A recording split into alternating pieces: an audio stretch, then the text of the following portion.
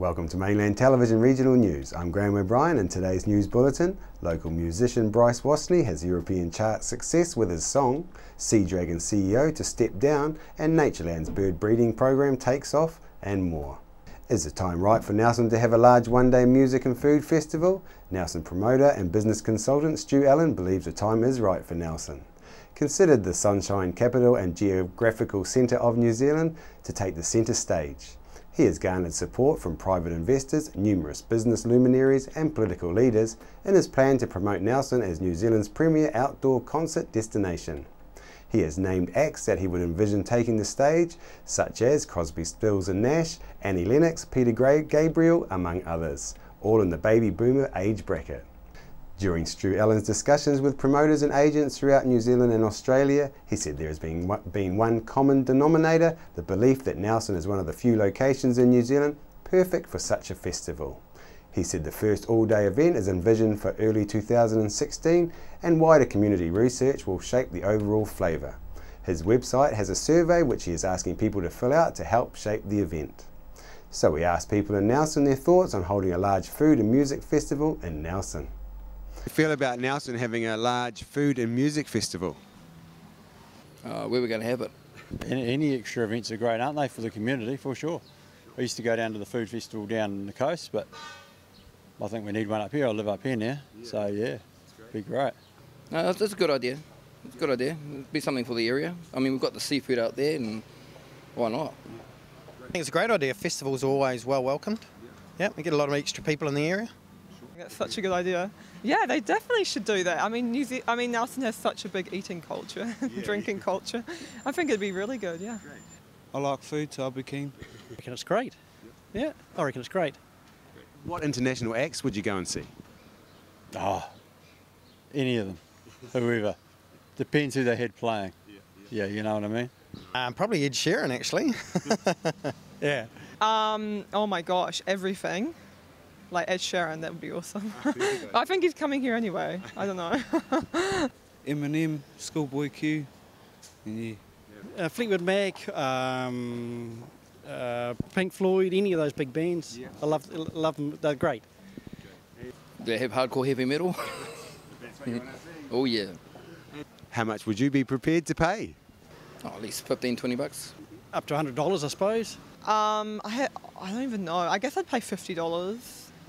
I guess it depends who's there, to be honest. Yeah, but $50, yeah. I'm prepared to pay a few dollars, but as long as it's not over the top, because most people in New Zealand, as you know, most Kiwis aren't made of money, so it needs to be affordable. If it's not affordable, then people won't go and you're wasting your time. Natureland Wildlife Trust Zoo is breeding the native kakariki parrot on behalf of Project Janzoon and the Department of Conservation to help boost our native parrot population within the Abel Tasman National Park. The yellow-crowned parakeets arrived at Natureland on Wednesday, April 23rd, so we thought we'd drop by to speak to Natureland's senior keeper, Jenny Pettigrew, who is one of the two keepers involved in looking after this breeding program. Jenny, thanks for taking the time to talk to us. You've got some kakariki arrived here. Could you please share with us a little bit about the birds and the project that's brought them here? A couple of weeks ago we got about 8 yellow-crowned kakariki from, they actually came from Long Island in the Marlborough Sounds. We're working with Project Janzoon, who are basically helping reforest and repopulate the Abel Tasman National Park.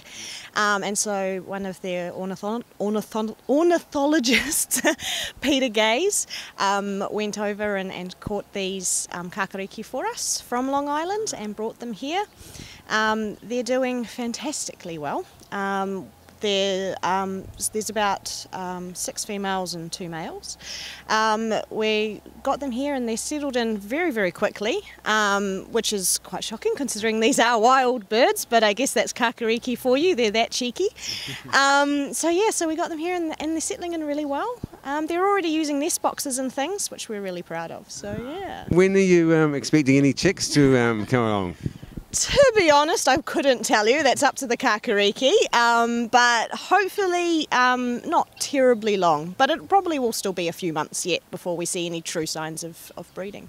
And we looked out there before. The enclosure looks fantastic, nice and new. What's the story behind that? I wasn't here last time I came. Yeah, so basically when we set up this partnership with Project Yanzoon, we asked the Lions Club if they would very kindly come and build us an aviary. Project Yanzoon actually funded it, but the Lions Club came along and built it for us. So we had the Lions Club here for a few days doing working bees, and it was fantastic. They were just great people, so yeah.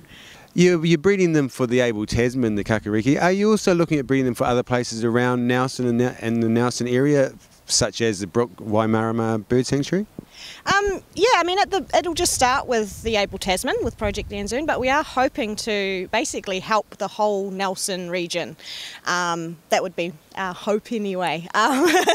So yeah, we would love to help Brook and also Nelson Lakes and yeah, the whole Nelson region. We want this to be a big community thing, so yeah, everyone get involved.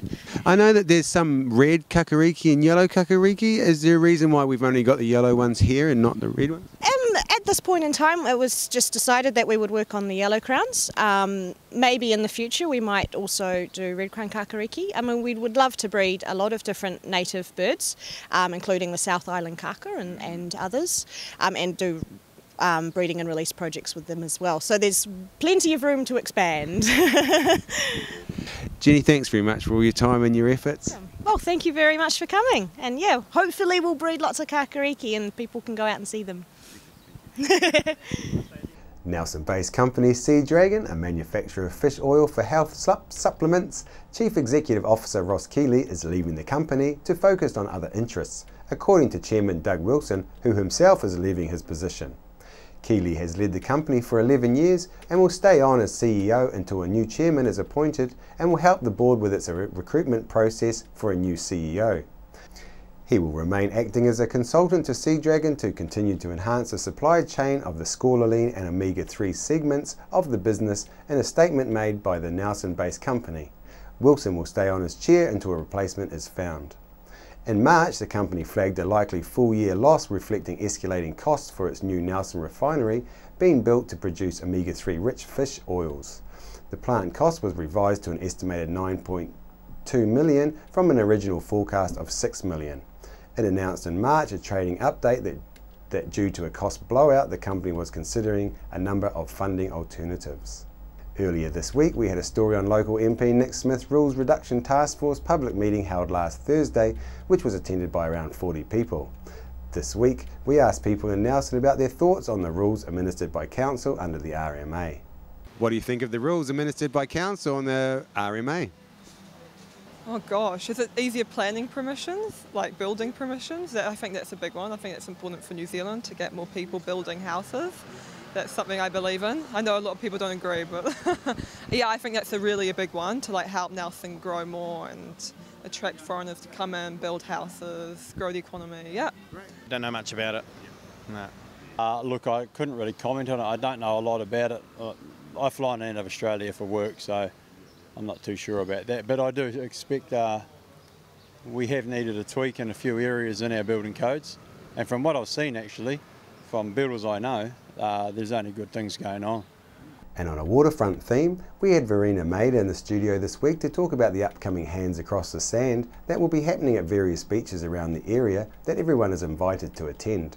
This organised gathering is a way for people to protest and to bring in awareness of the dangers of deep sea oil drilling in New Zealand waters after Minister Simon Bridges issued permissions for oil exploration companies to begin deep water drilling for oil and gas in New Zealand waters. Good morning, Graham. Thanks so much for having me.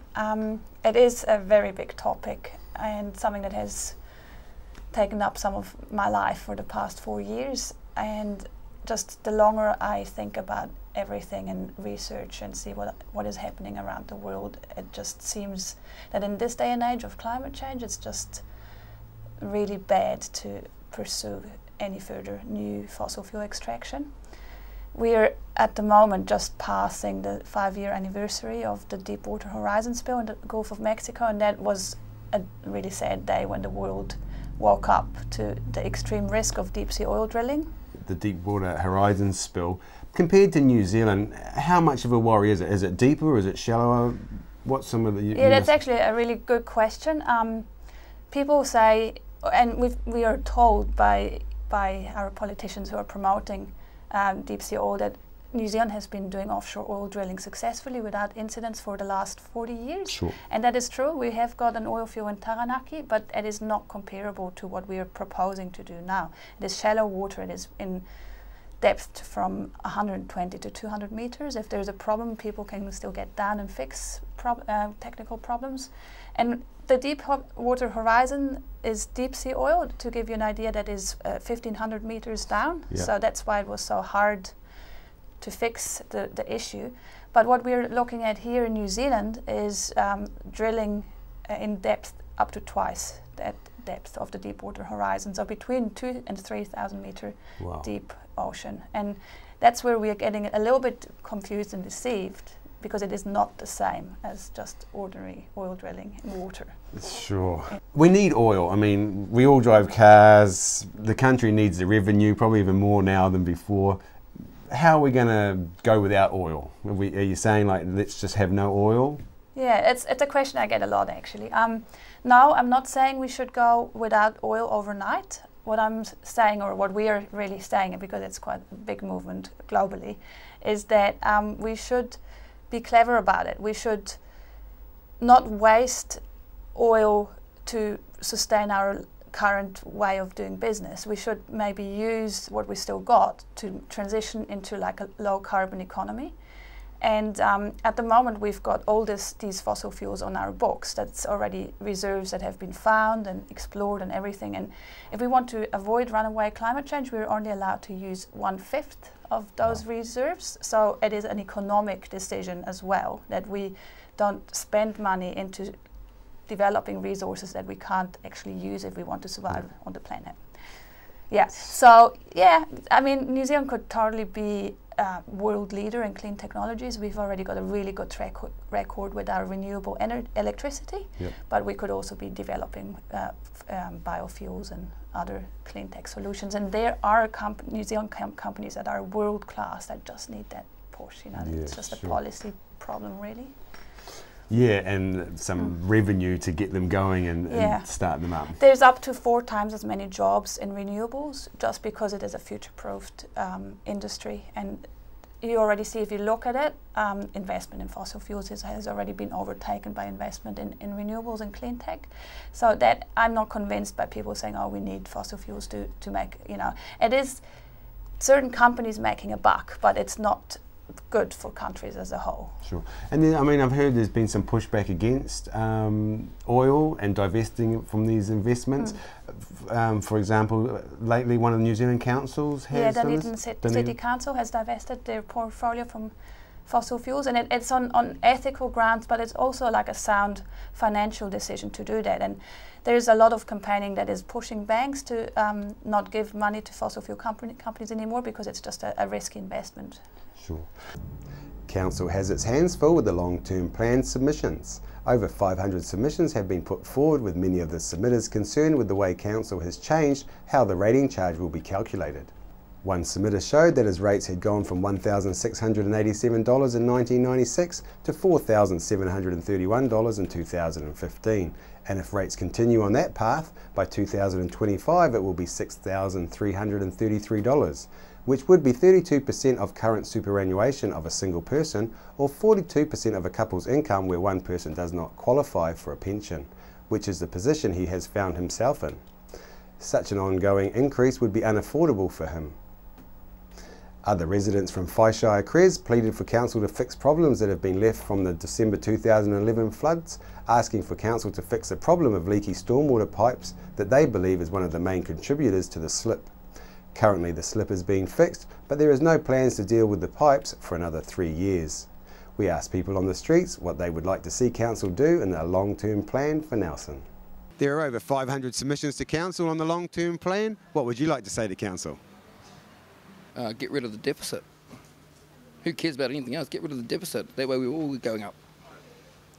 Instead of living off a bill, get rid of the bill and we can live.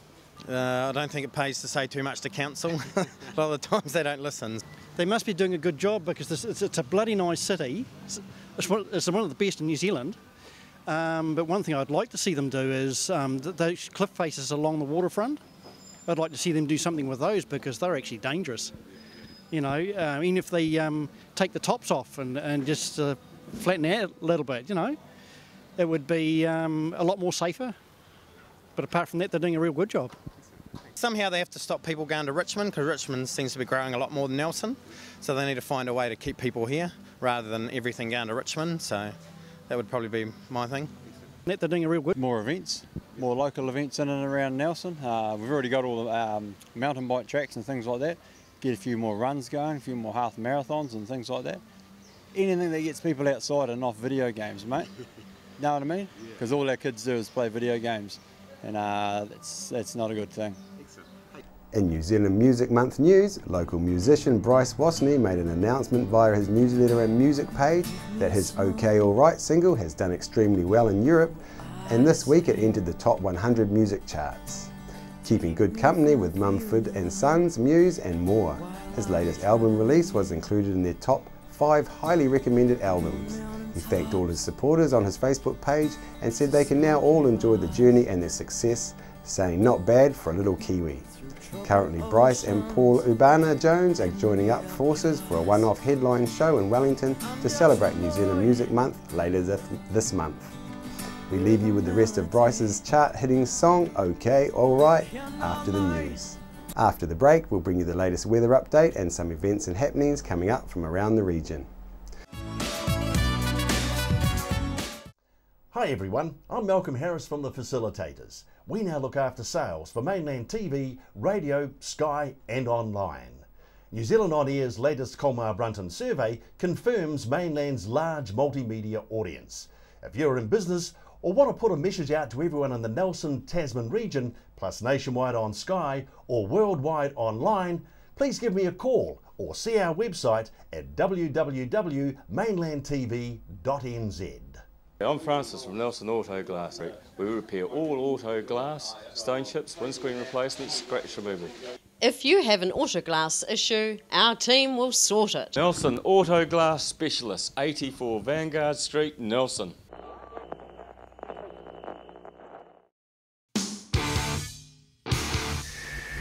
.1 The Shed.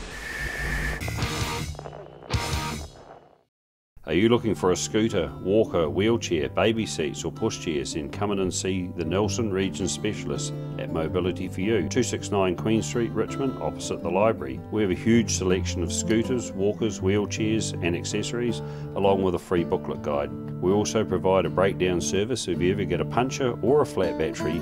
We have fully equipped service vans to rescue you. Hi, I'm Robin Jordan and I invite you to call in and see the friendly team at Mobility for You, 269 Queen Street, Richmond, opposite the library. Discover the Belgrove Tavern just 20 minutes south of Richmond on State Highway 6. A restaurant, functions, weddings, barbecue, garden bar with lots of room for kids. Come in, see us.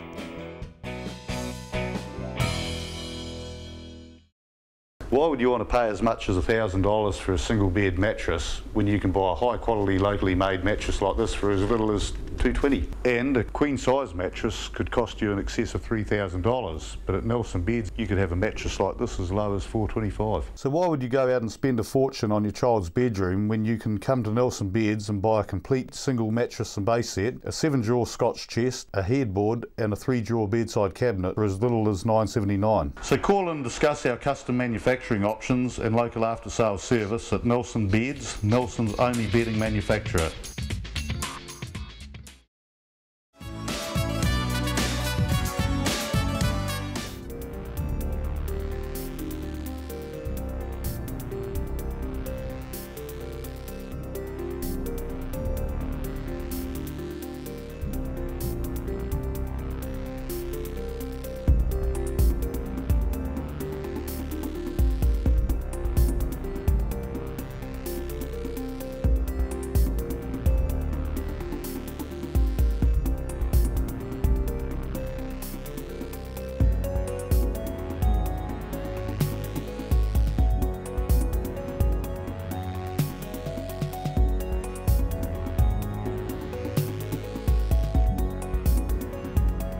Nelson Spiritualist Church on the corner of Tipahai and Motueka Streets will be hosting a talk from Warwick Keys on Egyptian mysteries and Christianity next Monday, May the 11th at 7:30.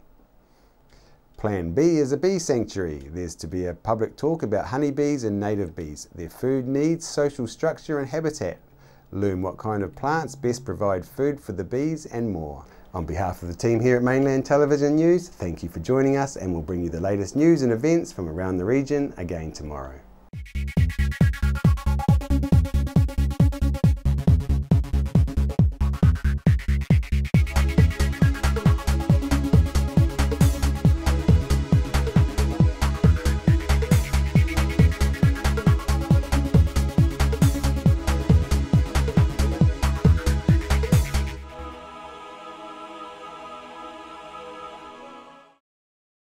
Supporting local content so you can see more of New Zealand on air.